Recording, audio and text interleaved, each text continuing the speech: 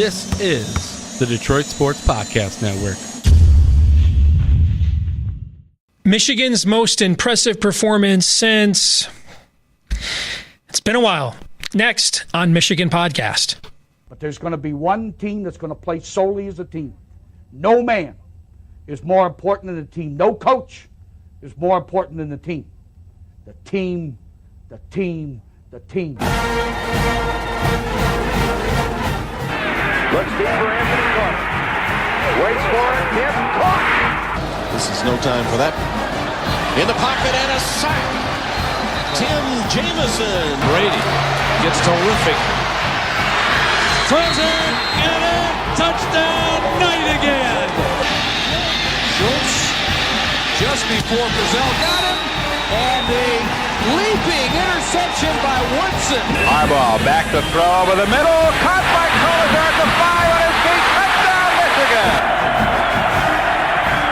On its way. It's good. He's 5'7", 179 pounds, a junior at Michigan. But Jamie Morris packs a wallop, and he delivers for Bo Schembechler. And here's your first play. Pressure coming. Sack. It is Glenn Steele, number 81, who fought his way through the traffic. Option. And Robinson calls his own number, and he's going to score. Oh, an easy touchdown for Robinson and Michigan.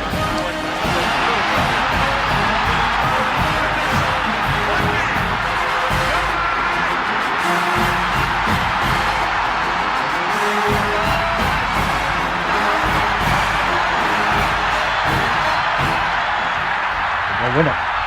We're going to win the championship again because we're going to play as a team. And when we play as a team and the old season is over, you and I know it's going to be Michigan again. Michigan.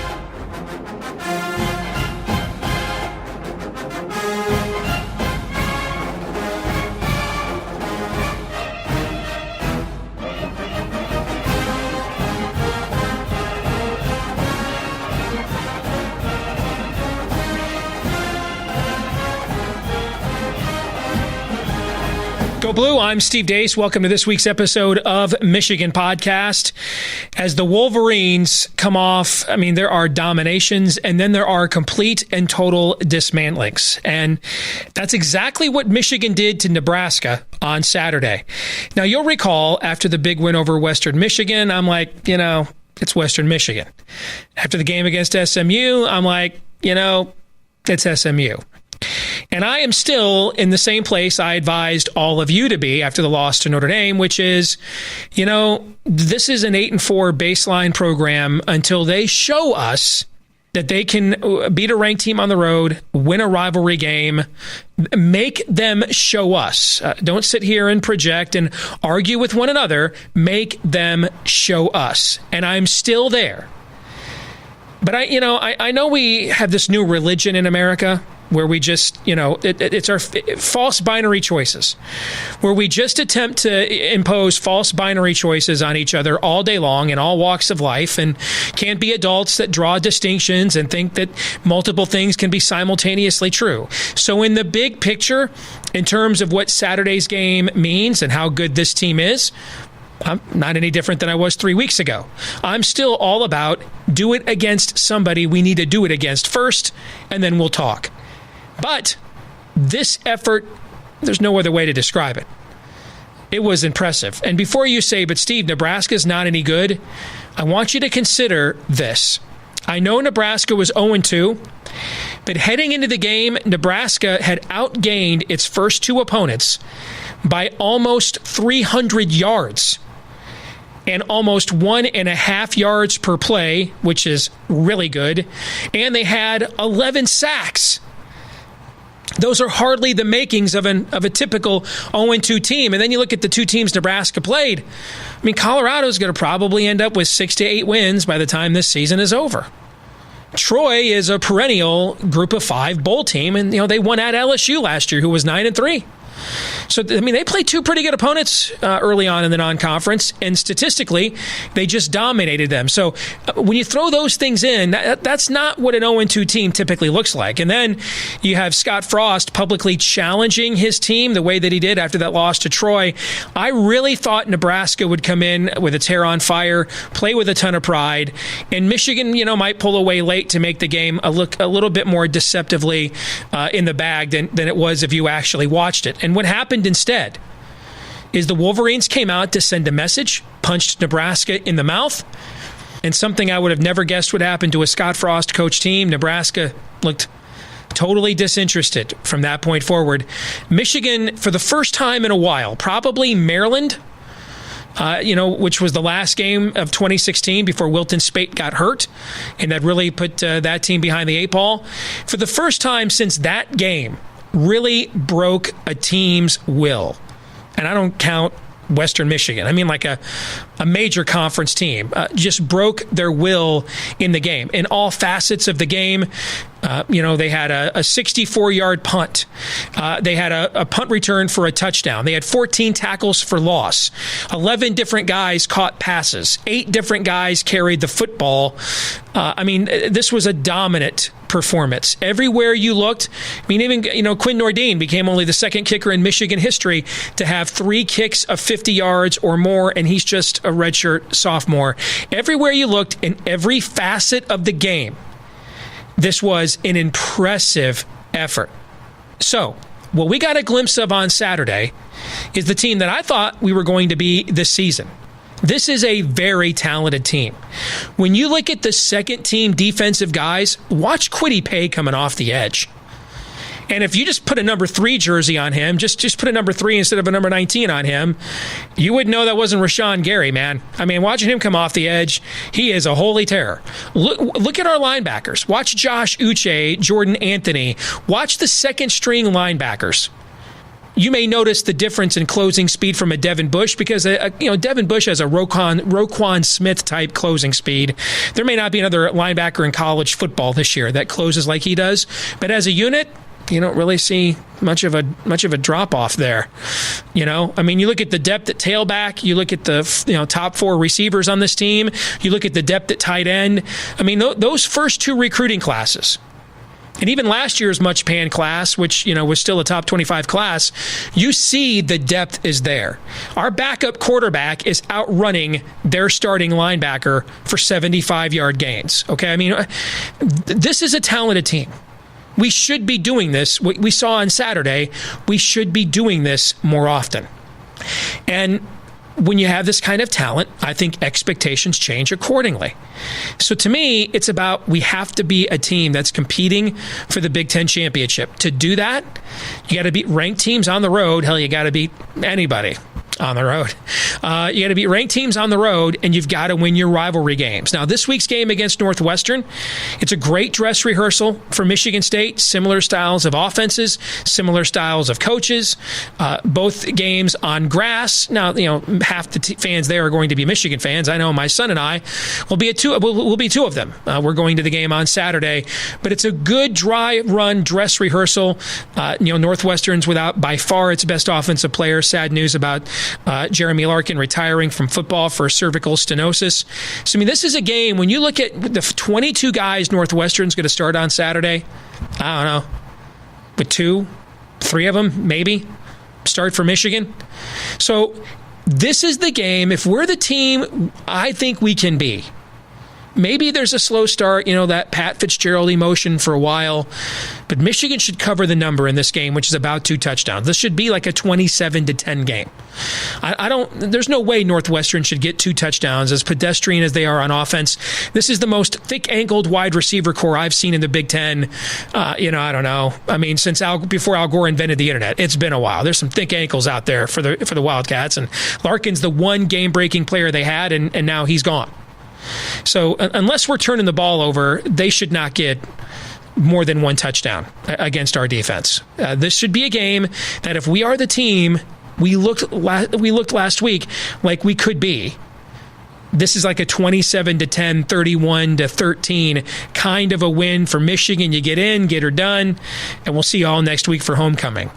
But I wouldn't jump off the bandwagon, and I wouldn't start drinking the Kool-Aid. Again, make them show us. What we've seen is the talent is there, and now they just have to execute when it matters the most. I want to say thank you. We've landed several new Patreon supporters at Michigan Podcast since the season started. Thank you to those of you that are supporting us. And if you would like to, we want you to know that you get some exclusive content that we provide for you each week via Patreon, including my instant reaction post-game podcast, my picks for the Michigan game, pre-kickoff, and more. As a thank you to those of you that decide that you like what we do here at Michigan Podcast enough to support us at Patreon. Patreon.com/Michigan Podcast. Back here on Michigan Podcast and joined by my partner over there at Wolverine Digest, Michael Spath from WTKA in Ann Arbor. And Michael, we opened up the show this week talking about, I know we live in this culture now where our new favorite American civil religion is false binary choices, where two things cannot be simultaneously true. And you have to choose which terrible choice, which blade to the throat from which angle you prefer, or everybody hates you and you're a terrible person, right? That's the world in which we live, but I refuse to join because I like adult world. And so in adult world, you like adult world too. That's good. So in adult world, I'm not off where I was 3 weeks ago. Until they show us they can win a big game on the road, they can beat a rival. This is an 8-4 baseline program, but at the same token, I can't overlook the total and complete domination on Saturday. I thought that was the first time Michigan came out against a major conference team and just broke their will and took their manhood, probably since the Maryland game at the end of 2016, right before Wilton Spate got hurt, and that team's fortunes kind of dwindled from there. But what are your thoughts coming off of the big win against Nebraska? Well, Steve, since we get to live in this adult world, which I'm a big fan of, I looked at that game, and I think a lot of people have said, was Nebraska terrible or was Michigan just playing their best football? And you know what? I think it was a little bit of both. Mm-hmm. Certainly, I don't know that Nebraska, they're probably a little bit further off than I thought they were going to be at this point under Scott Frost. But Michigan went out there and, as you said, broke their spirit. I mean, they gave up. And anytime you can make any college football team give up, when you've got prideful guys that, let's face it, I mean, a lot of times you come in as a first-year head coach and you can get the most out of your team if you have some talent there and some experience, because those guys are, hey, we've had a crummy career to this point. Now we've got this great coach coming in. We want to absolutely play the best. Let me ask you this. Would Michigan in 2015 fits that bill? Or would Michigan in 2011 under Brady Hoke in his first year? Would either one of those teams lose a game like Nebraska lost that game on Saturday? The answer is no, because they had pride and they had toughness. And I think Nebraska had some of that and was getting its starting quarterback back. I think what happened is Michigan went out there and kicked their ass. Mm-hmm. And that is something to be really excited about. And, we were talking about this on our show on Tuesday is, you can't, as you said, until they win a big game, we can't really sit here and go, Michigan's turned turn a corner. At the same time, you can see it the way that they're playing these teams. And if they're playing with progress being made along the offensive line and physically dominating the line of scrimmage and being in the right spot where they're supposed to be and making sure tackles and making plays with their playmakers, those are all things that translate from week to week. And so I took that as a huge positive coming off this Nebraska game. When you look at Nebraska's 0-2 start, I had the graphic at the top of the show today, Michael. This was not, the earmarkings of a typical 0-2 team. They had outgained their first two opponents by over 300 yards. They were outgaining them by 1.5 yards per play. That is a really good number. All right, they had 11 sacks, and those first two opponents. Colorado's probably going to have 6 to 8 wins at the end of the year. Troy has been a perennial Group of 5 postseason team. They beat LSU last year when LSU went 9-3. So, I mean, those are, those weren't scrubs. I mean, frankly, I think that's better competition, obviously, than Western Michigan and SMU. And so that's when I took a look at those numbers and you start doing some advanced metrics and the way that Frost challenged his team publicly, I really thought they would give us a game, at least for a while. And Michigan came out with their hair on fire, punched them in the mouth, and then just dominated all three facets of the game. So Nebraska may be further away from competing in the Big Ten than maybe we thought. But in its first two games, it put up numbers that usually win ball games for you. And I think we need to acknowledge that as well. No, I absolutely agree. I mean, again, I don't think a Scott Frost-led team, what I know about this guy, I mean, the talent level may be down, and he might be trying to figure out what he has. But guys like Scott Frost, guys like Jim Harbaugh, guys like Urban Meyer and Nick Saban, and the guys that are considered the best coach in college football, one of the reasons that they're considered that is because they're good at motivating, and they have teams that play hard all the time. Whether they're talented enough, whether they play their potential enough, they play hard. And so I was expecting that from Nebraska, and I think we saw that early on in the game. But that just goes to show you that the way that Michigan beat them down, and especially the way that they were handling their offensive line, getting their quarterback, it was fairly early in the game. I think Michigan was winning by 14, and they threw a screen pass to the running back out to the left flat, and he got absolutely trucked by Devin Bush, who had a couple of Nebraska cornhuckers in front of him, but didn't. I mean, he went right through both those guys to make the play. And when I saw that, and you saw the Nebraska guy react very strongly, like he was ticked. He was mad at his teammates for not making a block. I knew right then they're in trouble because their will here is being tested and being pushed, and they're losing this, and they're starting to fight each other a little bit. And Michigan, how many times, Steve, have we seen Michigan then go easy on an opponent or not take advantage? Yep. And here they were up 30-0 after the first half, and they kept on piling on like they were going to do their thing. And regardless of what the score was, I mean, they wanted to win that game 70-0, and they really could have done that if they had kept the starters in there a little bit more. I'm glad you bring that up because, we talked a lot last year about Harbaugh's sideline demeanor, and some of this stuff becomes, Michigan message board, social media, urban legend, and the truth is somewhere probably in the middle. But I also thought on Saturday, we saw for the first time in a long time, maybe since, again, 2016, that's the Jim Harbaugh I know. You call a timeout with 3 seconds left or 5 seconds left, and instead of, trying to kick a 60-yard field goal, you try to dunk on him one more time with a long touchdown pass. They ran. I love the fact they ran 5 or 6 variations off of that jet sweep action, and I like the fact they put it all on film so that teams now can't just key on, well, Ambry Thomas is in the game, he's going to run the jet sweep. Now they got to have a head on a swivel now because we might run multiple different looks off of that because we have flashed that. When I watched guys like Kwity Paye coming off the edge, man, if I would have thrown a number 3 jersey on Kwity Paye and told you that was Rashawn Gary, would you have thought, all right, I'll totally buy that? Mm-hmm. I mean,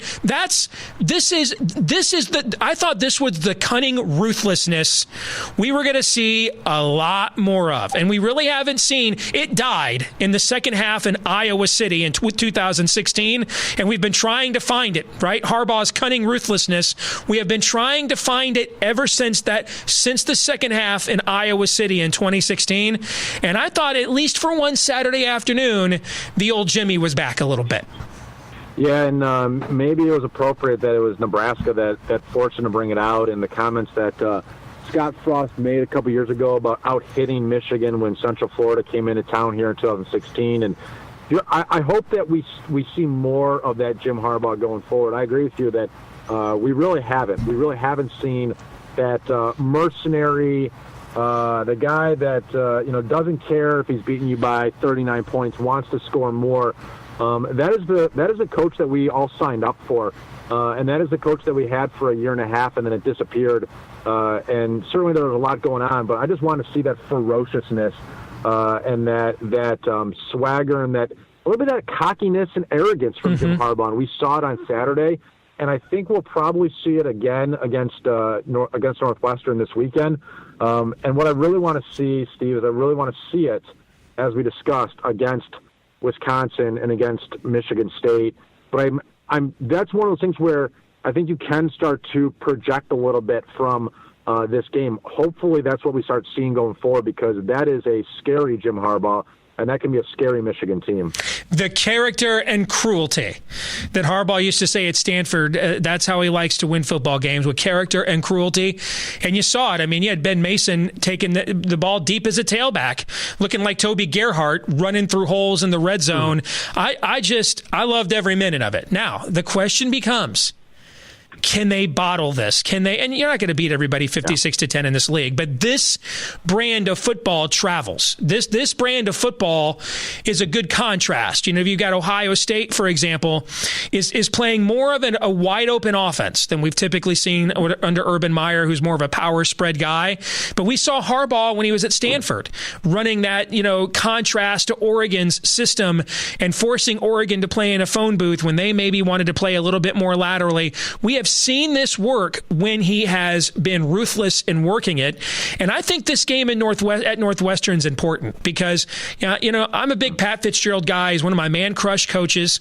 His style of offense is very similar to Michigan State's. Clayton Thorson's kind of a poor man's Brian Lewerke when he's healthy.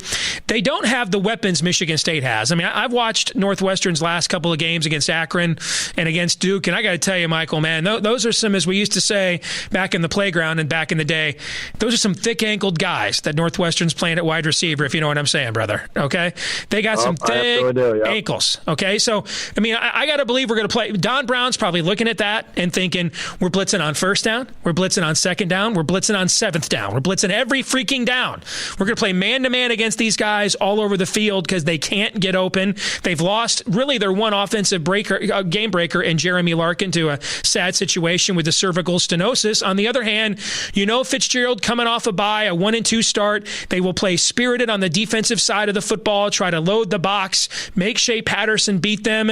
And I think this is a nice dress rehearsal for what Michigan, outdoors, on grass, for what Michigan, the kind of game plan that they're going to be looking at by and large against Michigan State in a few weeks.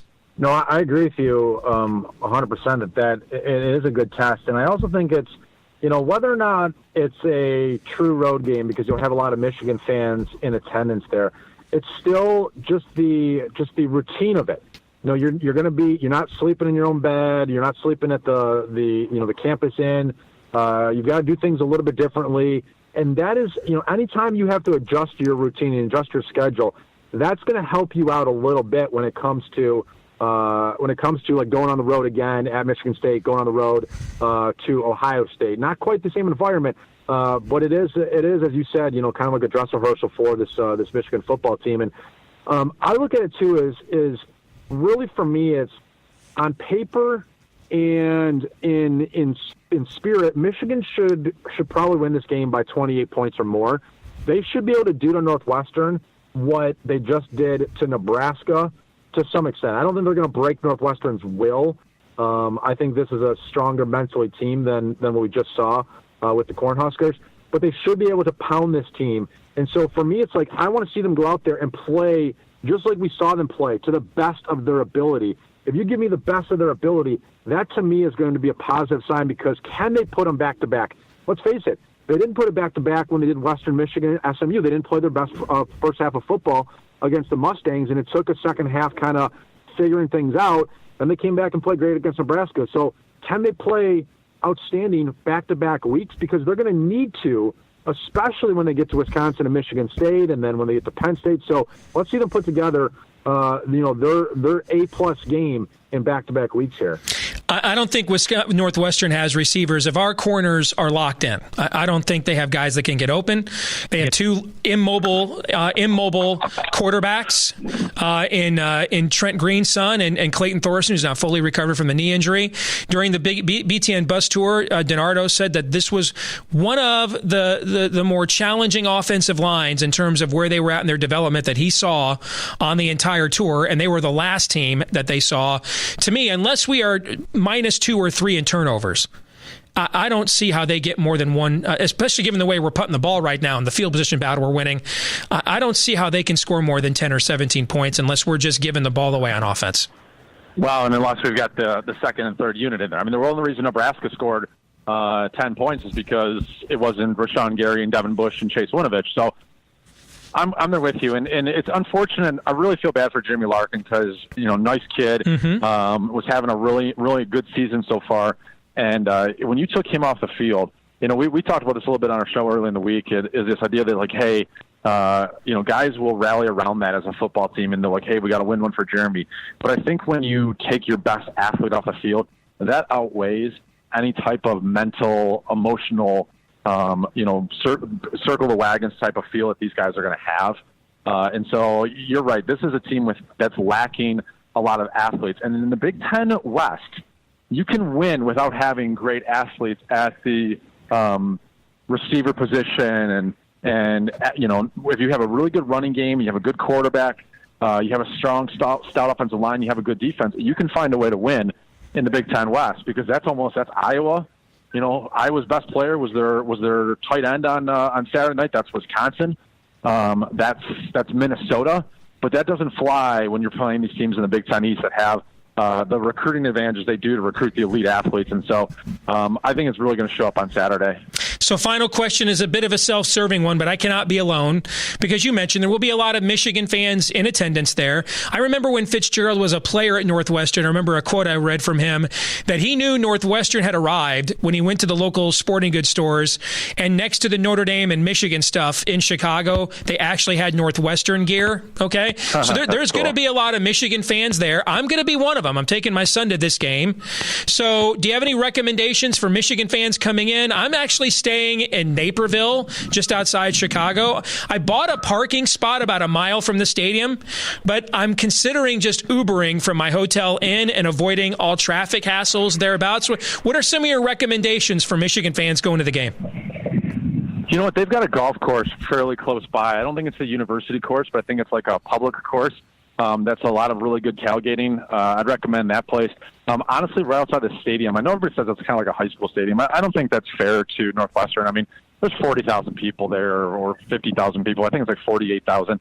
But right outside of the gates, I mean, there's really good parking lots for tailgating, and I'd recommend that. I mean, I think, downtown Evanston is okay. You can hop in there if you want. But I just think there's going to be so many Michigan fans. I would just say, hey, Michigan fans, I'm coming. I've got the Michigan podcast. Anybody want to hang out? I bet you there's going to be a lot of people that would just love to have you stop by. But it's just a great place to watch a football game because it's kind of like old school Detroit Tiger Stadium where you're so close to the action. Mm-hmm. So it really works out because you just feel like, if you're in Michigan Stadium and you're, anything real above 50, you're pretty high up there. You're pretty far out there. At Northwestern, you're so close to the action all the time, which is great fun. And it will be, I would bet, out of 45,000 people, I bet you there's going to be 20,000 Michigan fans in attendance. It feels like a de facto home game for the Wolverines. It's a lot of fun. You'll really enjoy it, and just if you can, take your son, maybe get to downtown Chicago once, because that's one of the coolest things about it. Going to Evanston is that you're going to have one day in Chicago and you're going to have one day at Evanston, and that's what I love about going there. Yeah, especially with Northwestern starting off with those two early home losses. I think you may even see a larger Michigan contingent than you normally would even there. Michael, good to have you back on the show again this week, and we'll talk to you down the road. Go Blue. Okay, sounds good. Enjoy your time there. All right, take care. If you want to keep up with what we think about the Wolverines all week long, aside from when we're doing this for Michigan Podcast, check us out at WolverineDigest.com or Wolverine Maven, part of the Maven Network, WolverineDigest.com. Myself and Michael Spath from WTKA in Ann Arbor, we keep you up to date with our commentary all week long. And one of the really cool things I love about how this site works is that the sidebar there where we can give you, almost like a Mike Florio does at Pro Football Talk, where you can give you little mini updates via Twitter and other interactions, things that you probably want to know, be aware of, but don't require 500 to 700 word columns. I love that part of our website. It's a really easy, functional website to follow, WolverineDigest.com. This week's Twitter poll results, we asked you 1/3 of the way through the season. Can you believe it's already 1/3 of the way through the season? Don't they always go by so fast? 1/3 of the way through the season. Are the Wolverines better, worse, or about what you thought they'd be before the season started? And a super majority of you about the same, lapping the field. And, that's how I would have voted as well. And if you look at Michigan's, what are we looking at now? Last 14 quarters, 3 full games, and the third and fourth quarters against Notre Dame. I mean, the score differential is overwhelming. But, we would have taken a couple of those touchdowns that we've scored these last 14 quarters and like to have seen in those first 2 quarters against Notre Dame. I mean, if Michigan wins that game, what are they ranked right now? Probably no worse than 5th or 6th. The computers, by the way, love Michigan. I mean, I've seen data analytics this week over at SB Nation and ESPN's FBI that have Michigan 5th and 6th in the country. I've got them 4th in the Big Ten in my power ratings, and the computers are ranking them 5th or 6th in the country. Why? Because I agree with the computers. That's the team we can have. I need to see with my own eyes that that's the team we do have. They need to show that to me and to all of us. And until they do, sometimes that M stands, most of the time that M stands for Michigan. Sometimes it stands for Missouri. I'm from Missouri, and you got to show me, okay?